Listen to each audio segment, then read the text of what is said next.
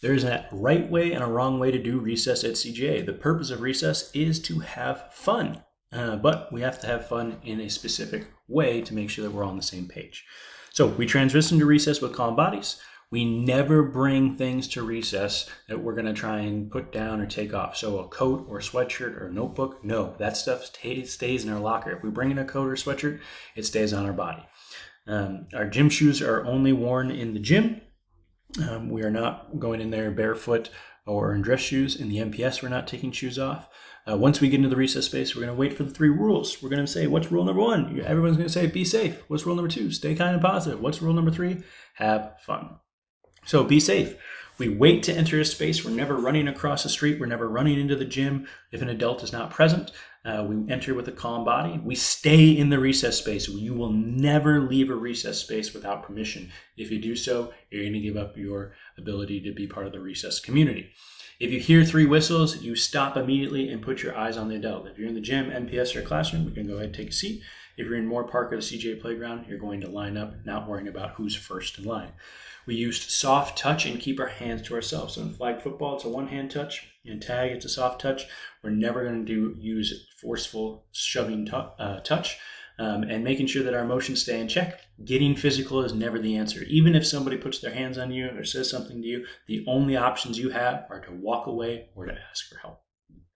Rule number 2, stay kind and positive.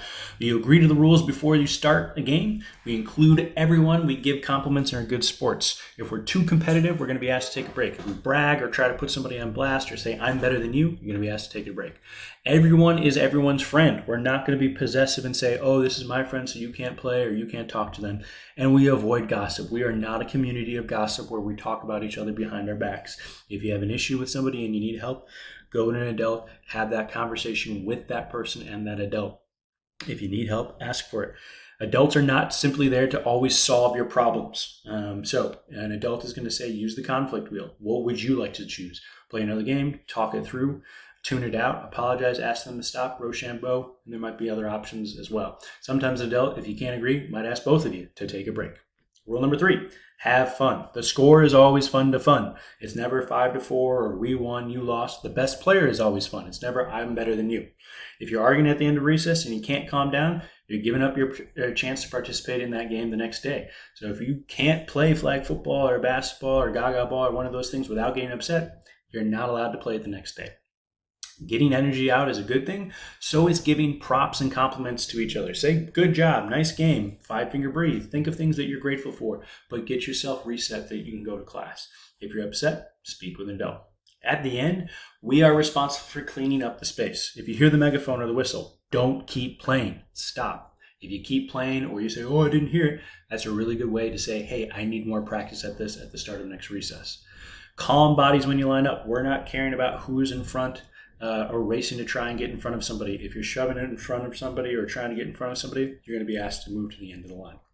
If you are dysregulated and cannot follow the instructions of adults in the space the very first time they are asked of you, it affects your class, and it also affects your ability to be part of the recess space.